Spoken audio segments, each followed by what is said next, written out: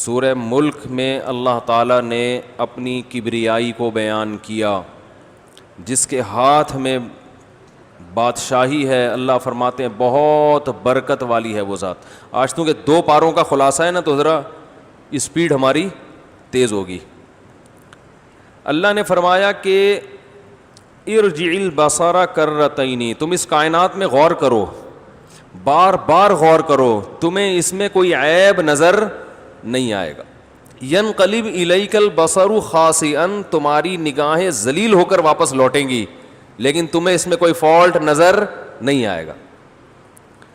ہر چیز کو اللہ نے جو بنایا ہے نا، جیسا ہونا چاہیے تھا ویسا ہی بنایا ہے۔ دیکھو شیر کو اللہ نے گوشت خور بنایا، تو شیر میں اللہ نے گرج رکھی اور دھاڑ رکھی، کیونکہ روب کے بغیر گوشت میسر، بولو نا بھائی، نہیں ہو سکتا۔ بکری نے گھاس کھانی ہے، جب وہ گھاس کھائے گی تو گھاس دفاع تھوڑی کرتی ہے، کیوں کھا رہے ہو بھائی مجھے، کرتی ہے؟ تو بکری کو اللہ نے پنجے نہیں دیے، نہ دھاڑنے کی صلاحیت دی ہے، کیونکہ اس نے گھاس کھانی ہے۔ شیر نے کیا کھانا ہے؟ گوشت۔ گوشت اس کو کوفتے بنا کے کوئی سامنے تھوڑی رکھے گا، گوشت کے لیے اس کو ہرن کا شکار کرنا ہے۔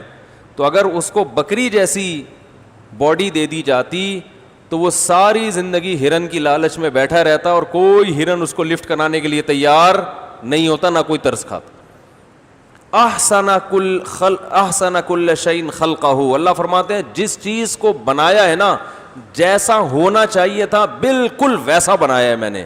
یہ اس کی علامت ہے کہ کوئی بنانے والا ہے، یہ آٹومیٹیکلی خود سے نہیں بنی۔ ارے بھائی خود بخود بنی ہوتی تو اتنا خوبصورت نظام تو نہیں ہوتا۔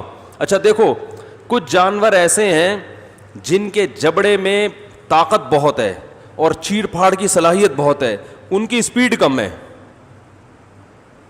اب دیکھو ہرن کی اور شیر کی اسپیڈ ایک جیسی ہوتی تو شیر نے تو جنگل کے ہرنوں کا سب کا تیا پانچا برابر کر دینا تھا نا۔ چیتا جو ہے نا، اس میں شیر کے جبڑے جیسی طاقت نہیں ہے، لیکن اسپیڈ شیر سے زیادہ، یعنی ایک فالٹ پیدا کیا تو دوسری کوئی کوالٹی پیدا کر دی۔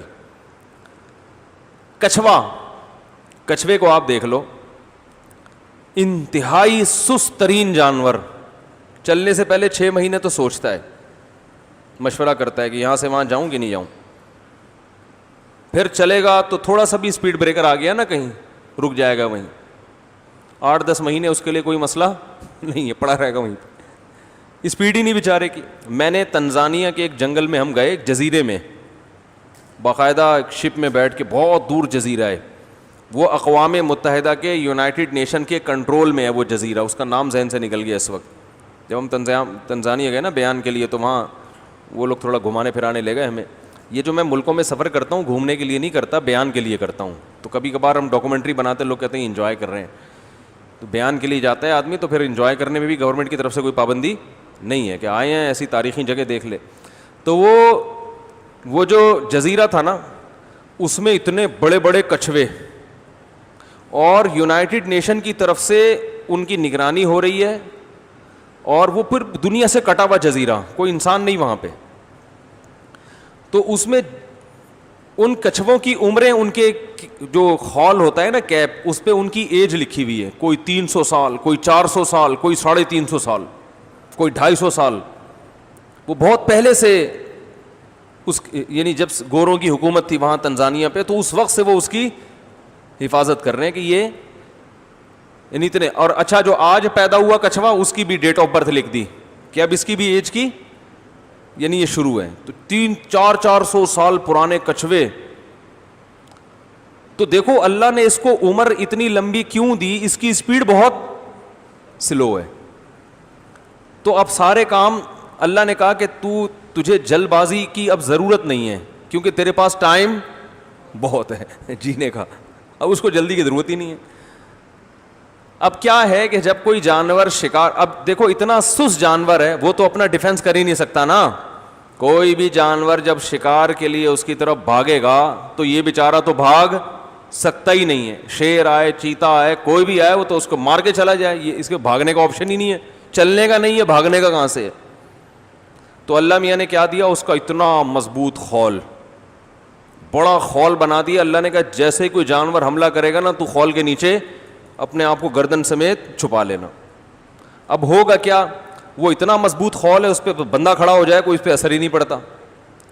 تو اب کچھوا کیا کرے گا, جو قریب کھڑا ہوا جانور ہے نا, جانور یہ سوچے گا کہ یہ اس خول سے باہر نکلے گا تو میں جھپٹوں گا, آخر ایک نہ ایک دن تو نکلے گا نا. ارے کوئی ڈاکو کسی گھر میں چھپ جائے تو پولیس چاروں طرف سے گھیرا کر لیتی ہے اور ناکہ بندی کر دیتی ہے کہ بھائی آج نہیں تو کل, کل نہیں تو پرسوں نکلے گا, ورنہ تو بھوکا مرے گا نا. بھائی کب تک پڑا رہے گا, نکلے گا. تو وہ جو ہے نا, اب وہ شیر چیتے کھڑے ہوئے ہیں اس کے پاس, وہ کیا کرے گا, اندر غائب. اب شیر چیتا کہے گا بھائی کبھی نہ کبھی تو باہر آئے گا نا, کب تک چھپو گے پیڑوں کی آڑ میں, کبھی تو ملو گے لنڈا بازار میں, ہے بھائی کبھی تو نکلو گے. تو کچھوا بزبان حال کہتا ہے بیٹا میں نہیں نکلنے والا, میں 100 سال اندر رہوں گا, تو مر جائے گا, میرے پاس ٹائم بہت ہے. وہ پڑا رہے گا, اس کو جلدی نہیں ہے, وہ تو 300 سال 400 سال رہنا ہے اسے زندہ, تو اس لیے وہ ٹینشن نہیں لیتا. تو اب اللہ نے اس کی اسپیڈ بہت سلو کر دی, تو اسے فائدہ کیا دیا کہ بھائی ایک عیب تیرے اندر پیدا کیا, تو اب تو ڈیفینس کیسے کرے گا, اتنا موٹا خول تیرے اوپر چڑھا دیا ہم نے, اور تجھے زندگی بہت لمبی دے دی, تو چلے گا آہستہ لیکن تجھے جلدی چلنے کی ضرورت نہیں.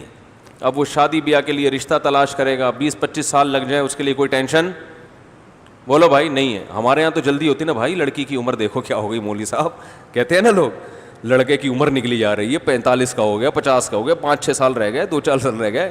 تو ہمارے پاس تو ہے, کچھوے کے پاس یہ ٹینشن نہیں ہے, کہہ رہا ہے ایسی کی تیسی. تو احسن کل شیء خلقہ ثم ہدا. فرعون نے موسیٰ علیہ السلام سے پوچھا نا, فمن ربکم یا موسیٰ, اے موسیٰ کون ہے رب, اس کو ذرا ڈیفائن تو کرو کس رب کی بات کر رہے ہو. تو موسیٰ علیہ السلام نے ان شارٹ حضرت یعنی اللہ تعالیٰ کی ایسا ڈیفائن کیا کہ اس سے بہترین طریقے سے ڈیفائن کرنا اللہ کو ممکن ہے ہی نہیں. موسیٰ علیہ السلام نے کہا احسن کل شیء خلقہ ثم ہدا, میں اس رب کی بات کر رہا ہوں جس نے ہر چیز کو بہترین طریقے سے بنایا اور اسے اس کی نیچر کے راستے پہ چلا دیا, بنایا بھی اور راستے پہ چلایا بھی. بکری کا بچہ پیدا ہوتا ہے تو یہ تو اللہ نے بنا دیا اس کو, اس کی 2 ٹانگیں ہیں, کھر ہیں, دماغ ہے, آنکھیں ہیں, کان ہیں, ہر چیز ہے نا بہترین, یہ تو ہے بہترین طریقے سے بنایا. اور اسے اس کی فطرت پہ چلانے کا مطلب کیا ہے کہ جیسے ہی بچے کو بھوک لگتی ہے, بکری کے بچے کو, وہ ماں کے تھنوں کی طرف لپکتا ہے, اسے پتا ہے کہ دودھ کہاں سے ملے گا اور کیسے میرے حلق میں اترے گا. اسے کس نے سکھایا, ماں کے پیٹ میں اللہ نے سکھایا کہ اس کو اس کے راستے پہ چلا دیا, اسے بتا دیا کہ دودھ پینا ہے, اس کے علاوہ کچھ بھی نہیں کھانا. بچہ بکری کا بچہ پیدا ہوتا ہی ہے, ابھی آنکھیں پوری طرح کھلی نہیں ہوتی, ماں کے تھن تلاش کر رہا ہوتا ہے کہاں ملے گا مجھے, اور تلاش میں ہوتا ہے بس مجھے دودھ چاہیے. تو یہ بھائی کہاں سے اس کو پتہ چل رہی ہیں یہ چیزیں. تو اللہ بھی فرماتے ہیں کہ تم اس کائنات میں عیب تلاش کرو, شہد کی مکھی کو اٹھا کے دیکھ لو, اللہ نے اس کو بنایا شہد بنانے کے لیے, سر سے لے کے دم کی آخری حصے تک ہر عضو اس کا اسی حساب سے ڈیزائن کیا گیا ہے کہ وہ کیا بنائے, شہد بنائے.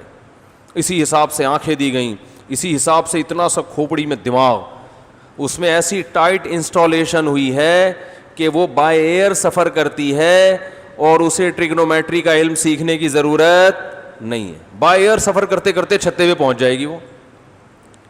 یہ جو شہد کی مکھی چھتوں تک واپس پہنچتی ہے یہ آسان نہیں ہے, سائنسدان حیران ہے یہ جاتی کیسے ہے, اتنا دور نکل کے اس کو راستے یاد کیسے رہتے ہیں کہ کہاں واپس آنا ہے. دیکھو جب انسان زمینی سفر کرتا ہے نا تو علامتیں دیکھ دیکھ کے جاتا ہے, وہ آسان ہے. بائی ایئر سفر کرنا ٹریگنومیٹری کے علم کے بغیر ممکن, بولو نا بھائی, نہیں ہے.